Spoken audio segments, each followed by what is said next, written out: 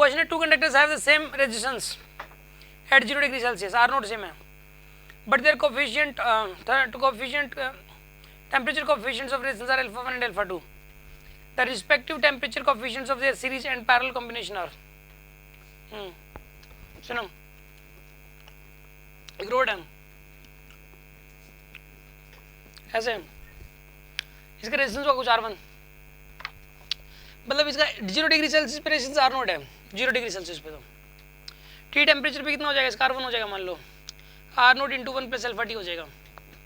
और एक दूसरा है, दूसरी रोड है, ये दूसरी रोड है, इसका रेजिस्टेंस शुरू में तो R0 था, और टी टेम्परेचर पे R2 हो जाएगा इसका, ये अल्फा 1 है इसका, अल्फा 1T, यहाँ क्या आएगा इसका R0 इंटू में 1 प्लस में अल्फा 2T, अल्फा अलग अलग है दोनों का अल्फा क्या है, लेकिन T इक्वल टू 0 पे रेजिस्टेंस क्या है, सेम, तो टी टेम्परेचर पे तो रेजिस्टेंस अलग अलग हो जाएगा क्योंकि अल्फा अलग अलग है, एक अल्फा 1 एक अल्फा 2।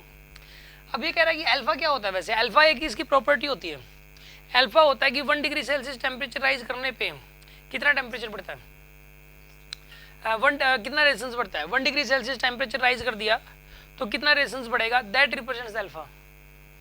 अब इसका तो 1 डिग्री सेल्सियस, क्योंकि अलग अलग मटेरियल के बने हुए हैं, ये कोई कॉपर का बना हुआ है, कोई सिल्वर का बना हुआ है, इसका टेम्परेचर 1 डिग्री बढ़ाओगे तो रेजिस्टेंस अलग बढ़ेगा, इसका टेम्परेचर 1 डिग्री सेल्सियस बढ़ाओगे तो रेजिस्टेंस अलग बढ़ेगा। जो रेजिस्टेंस में जो चेंज है, टेम्परेचर में चेंज बराबर है, उसके बावजूद भी रेजिस्टेंस का चेंज अलग अलग है, इसलिए अल्फा अलग अलग है। समझ आ रही है बात आपको? अल्फा की प्रॉपर डेफिनेशन वैसे क्या होती है, मैं आपको पहले अल्फा का चक्कर बताता हूँ क्या होता है। जैसे ये फॉर्मूला आया कहाँ से, सुनो, मान लो कि 0 डिग्री सेल्सियस पे टेम्परेचर था, कितना था, रेजिस्टेंस कितना था, R0, 1 डिग्री सेल्सियस कर दिया साइंटिस्ट लोगों ने, जब 1 डिग्री सेल्सियस किया ना तो इसका जो रेजिस्टेंस हो गया पता कितना हो गया, थोड़ा बढ़ गया, पता कितना बढ़ गया, R0 इंटू में R0 प्लस में अल्फा R0 बढ़ गया, R0 का अल्फा टाइम्स और बढ़ गया, R0 का अल्फा टाइम्स। जब 2 डिग्री सेल्सियस किया तो R0 प्लस में 2 अल्फा R0 बन गया, ठीक है। जब 3 डिग्री सेल्सियस किया तो R0 प्लस में 3 अल्फा R0, और जब T डिग्री सेल्सियस कर दिया तो कितना हो गया, R0 प्लस में T अल्फा R0, तो R0 को बाहर ले लो, 1 प्लस अल्फा T, इतना रेजिस्टेंस हो गया। तो इसलिए फॉर्मूला लिखते हैं R equal to R0 into 1 plus alpha T।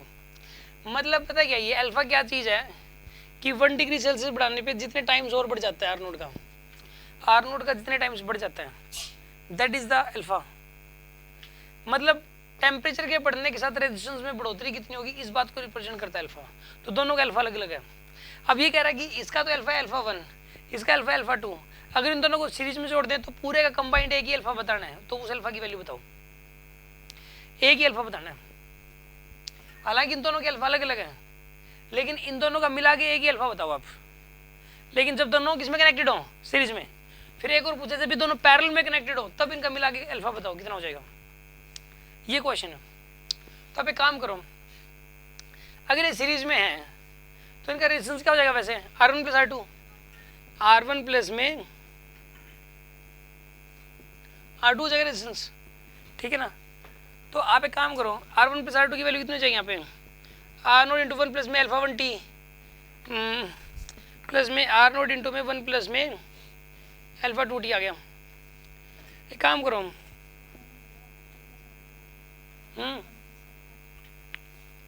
सुना भी आप, यार इफेक्टिव है ना, इसको लिख दो R0 इंटू में 1 प्लस में अल्फा इफेक्टिव इंटू T।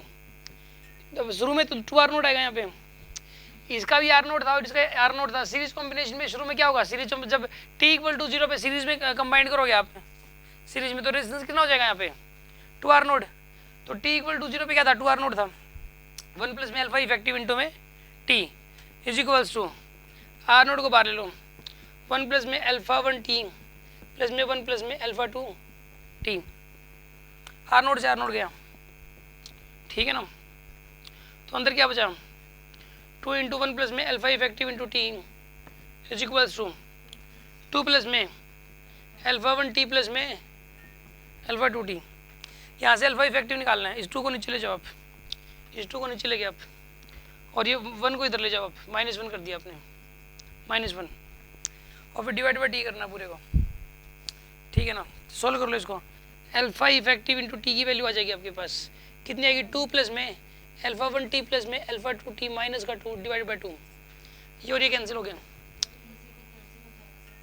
एक बार रुक जाओ ना, हाँ टी से टी कैंसिल हो गया, सही बात है, ठीक है ना। अल्फा इफेक्टिव कितना आएगा यहाँ से, अल्फा 1 प्लस में अल्फा 2 बाई 2, सीरीज कॉम्बिनेशन में तो ये हो जाएगा अल्फा इफेक्टिव, अल्फा 1 प्लस में अल्फा 2 बाई 2 हो जाएगा।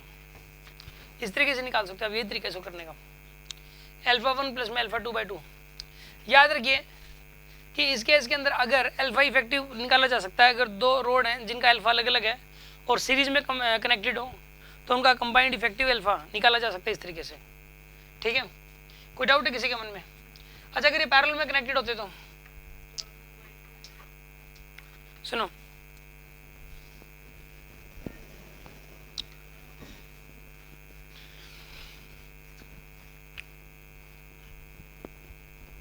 तो एक बात बताओ, पैरेलल में कनेक्टेड होते हैं तो आर इफेक्टिव क्या लिखते हैं बताइए? R effective is equals to R1 R2 divided by में R1 प्लस R2, ऐसा करते हैं आप? यही करते कि नहीं करते? आप एक काम करो, ये मत लगाओ इसमें, ये मत लगाओ, कॉम्प्लिकेटेड हो जाएगा। 1 बाय में R effective equal to 1 by R1 plus में 1 बाय आर इफेक्टिव कितना हो जाएगा? शुरू में कितना था? t इक्वल टू 0 पे, अगर दोनों को पैरेलल में कनेक्ट करोगे तो t इक्वल टू 0 पे रेजिस्टेंस कितना हो जाएगा? पैरेलल में कनेक्ट करोगे तो R0 बाय 2 हो जाएगा। पैरेलल में तो कितना हो जाएगा यहाँ पे? इंटू 1 प्लस में अल्फा इफेक्टिव इंटू टी, ये हो जाएगा टी टाइम पे। R1 कितना हो जाएगा? R1 टी टाइम पे,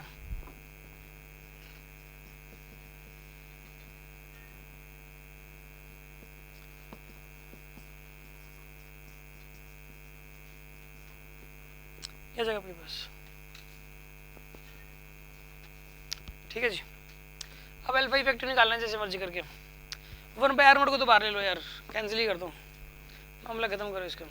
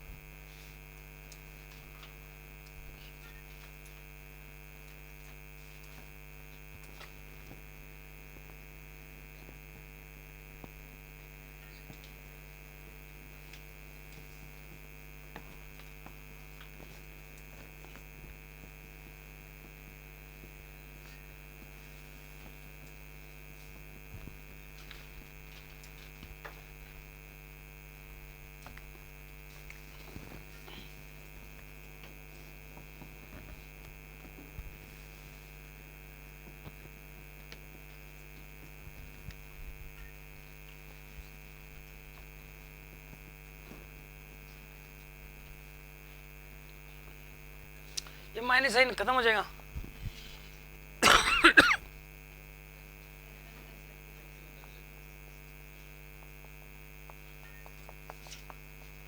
टी कैंसिल हो जाएगा, अल्फा इफेक्टिव फिर से कितना आएगा? फिर से भैया क्यों, चाहे सीरीज में कंबाइन करो चाहे पैरेलल में करो, अल्फा 1 प्लस अल्फा 2 बाई 2 आएगा। इसको समझ आ रही है बात आपको? अल्फा इफेक्टिव की वैल्यू एक अलग टाइप का क्वेश्चन है ये, इसको दिमाग में घुसा लो, इस क्वेश्चन को, इस टाइप ऑफ क्वेश्चन को अलग से दिमाग में मतलब जो है घुसा लो, माइंड में सेट कर लो, इसको भूलना मत इसको, ठीक है ना। कुछ पूछना इसमें? स्टेप समझ नहीं आया ये वाला?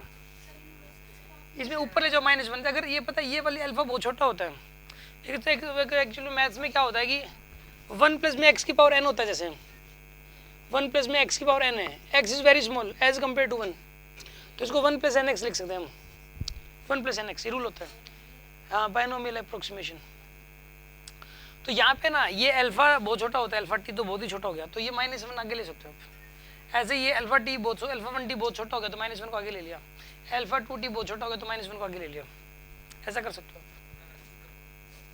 अल्फा होता ही बहुत छोटा है यार, हाँ 10⁻⁸ समथिंग ऐसा कुछ होता है, बहुत ही कम होता है अल्फा।